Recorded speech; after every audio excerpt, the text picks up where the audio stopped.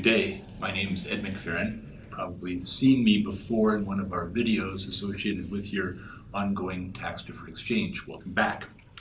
This video is going to go over in somewhat detail the acquisition phase of your replacement property or properties. Now keep in mind, just to refresh memories, in a tax-deferred exchange you can relinquish one property or more than one property, and you can acquire what we call a replacement property or a number of replacement properties. There's no limit to the number of replacement properties that you can acquire. This particular video goes along with the phase that you're now encountering where your acquisition property is in escrow or with a title company around the country or with an attorney firm around the country who may be providing escrow services. You see our services, as we said before, are throughout the United States, and of course real estate transactions close in a variety of fashions over various states around the country.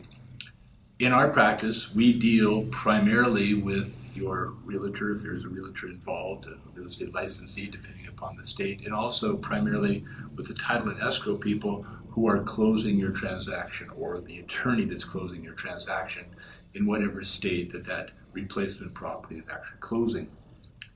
By this time, we've had a chance to review the purchase and sale agreement for its compliance with tax-deferred exchange transactional regulations. Again, just to be clear, we are not providing services above and beyond those of your tax-deferred exchange qualified intermediary. Those other services can be provided, but we don't provide the specific services of full attorney review of the documentation for all purposes, only for purposes of your tax-deferred exchange. With that said, we have prepared a very detailed group of what we call escrow instructions. These are what are called qualified intermediary escrow instructions, and in fact, our staff may have sent you electronically a courtesy copy of those instructions for your review. Keep in mind, there is nothing that you need to do if you receive a copy of those instructions.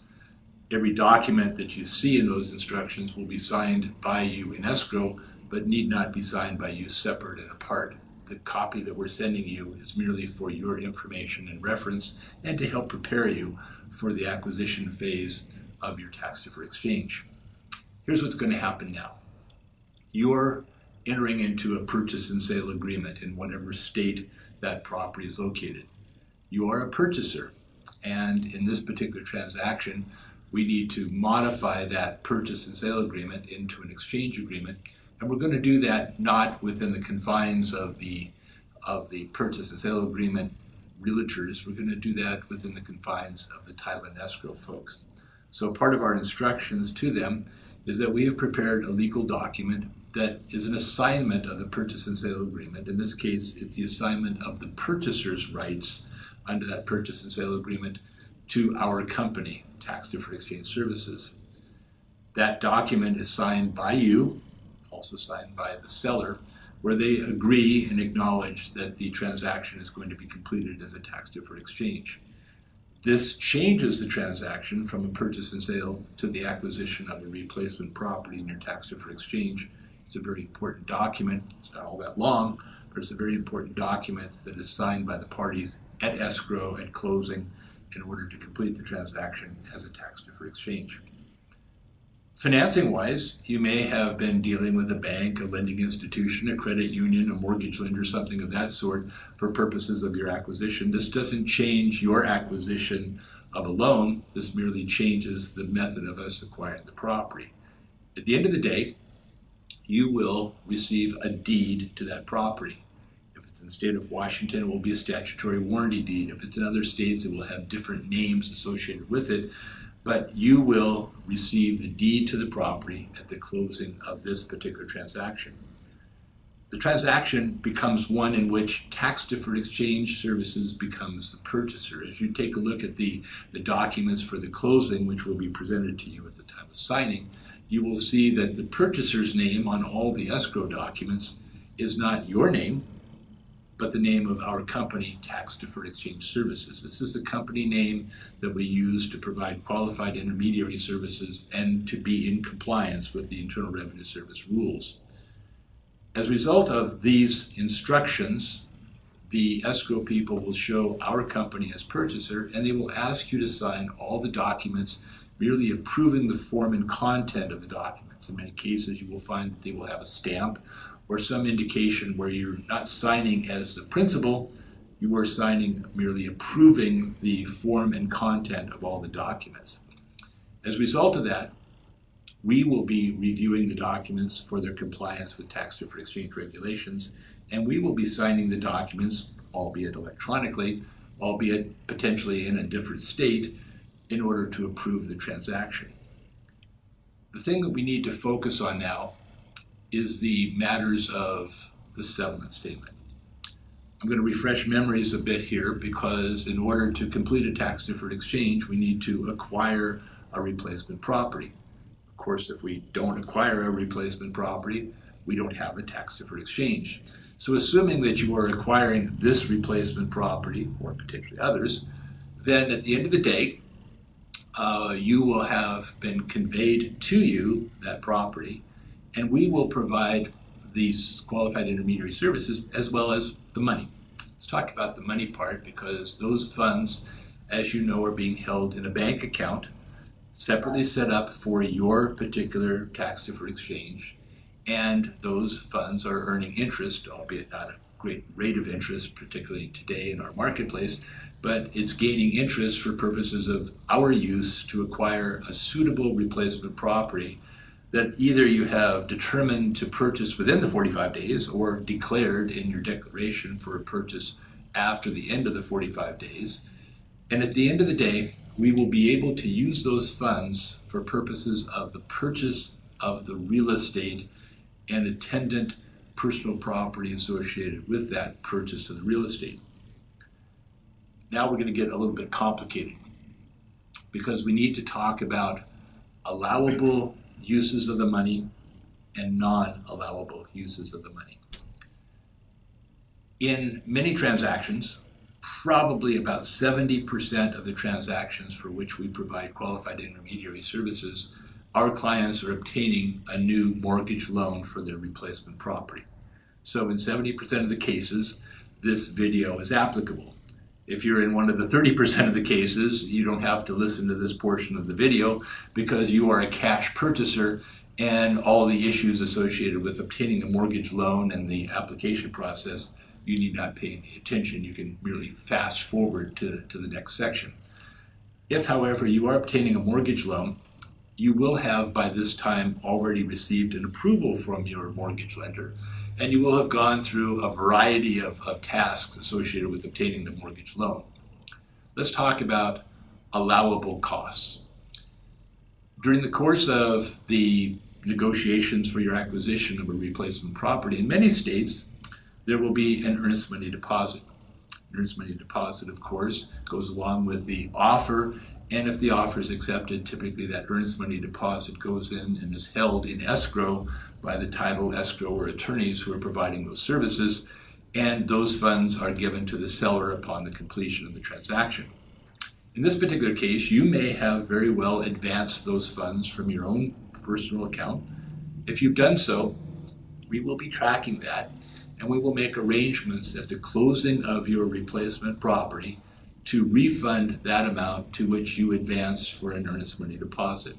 It's totally acceptable for you to advance an earnest money deposit if you so desire, and it's certainly acceptable for us, without causing any damage or harm to your exchange, for us to refund those amounts. Typically we do that through the escrow at the time of the closing. If, however, you have asked our company to apply earnest money deposits from your exchange account, that is acceptable as well. And we do provide that service as part of the overall services that we provide. We just need to have a purchase and sale agreement. We need to have it executed and signed and agreed, and be specific to a particular title or escrow company. And we can forward those funds, with your permission, of course, and that permission will be in writing, to the escrow officer to be held as an allowable closing cost for purposes of the acquisition of your replacement property. I think that gives you a pretty good idea of the earnest money deposit as certainly being a group of monies that we can use for purposes of the acquisition of the replacement property. A tax-deferred exchange is just this, a tax-deferred exchange of real estate for real estate. In the course of buying and acquiring a replacement property, we can use all the monies for the acquisition of the real estate, but we can't use the monies, and this is peculiar and it may sound strange to you, we can't use the monies to acquire a loan to purchase a real estate. We can only use the monies to acquire the real estate itself. This is where you may have read in some of our materials, this is where you may have had discussions with our staff. This is an area where you need to understand that loan costs, loan fees, appraisal charges, points, credit report fees, environmental studies, all those types of things, those costs that are attendant to obtaining the loan are not an allowable closing cost for us to use exchange dollars. To the degree that we use exchange dollars, those dollars could be deemed to be what we call boot. You'll recall from our literature and also listening to previous videos from me that the term boot applies to any funds that are used in the exchange that provide you a benefit that are not an allowable benefit of the exchange. In short, it doesn't cause your exchange to fail. That's the most important thing. However, at the end of the day, when your accountant is doing your tax return, your accountant will see that those dollars were given to you to benefit you, and it will result in having a less than 100% tax-deferred exchange if you don't use your own dollars for the acquisition of the replacement property. Think about it.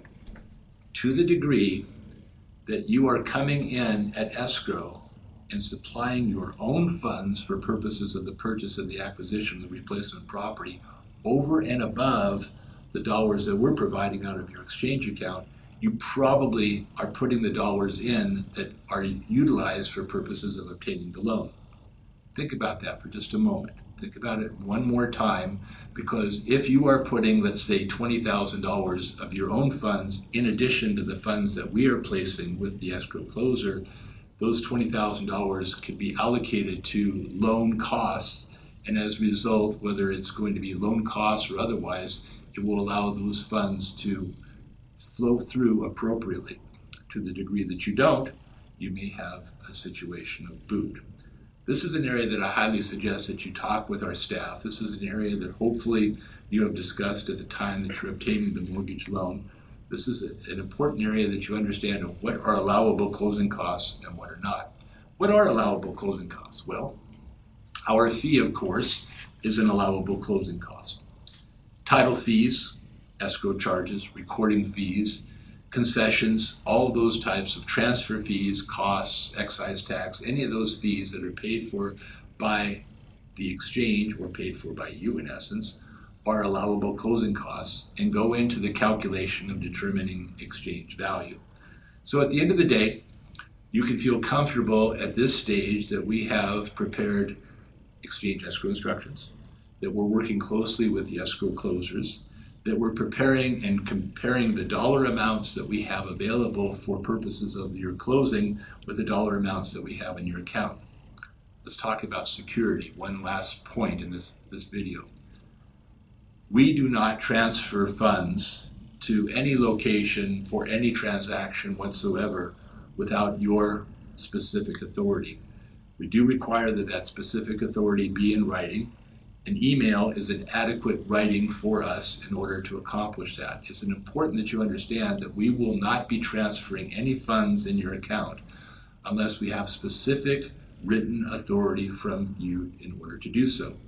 I tell you this now in case you're going to be on vacation or something like that and you anticipate that we will handle these matters automatically. They will not be handled automatically. These are your dollars.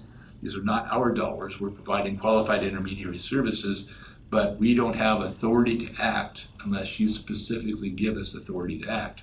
It need not be hugely formal, but it needs to be confirmed that we have a specific authority to transfer specific amounts of money at a specific time. Without that authority, I can assure you right now, those funds do not leave your exchange account. This is an important consideration for us to be in compliance with the ethical considerations associated with being a qualified intermediary. I hope this video has given you a pretty good overview of what you can expect from the closing of your transaction. You will probably have signings at some office someplace. You can be assured that our office is already well aware of all the documents associated with the transaction. Again, feel free to call our staff and ask any questions that you have on the documents, and we're happy to help and assist you. Good day.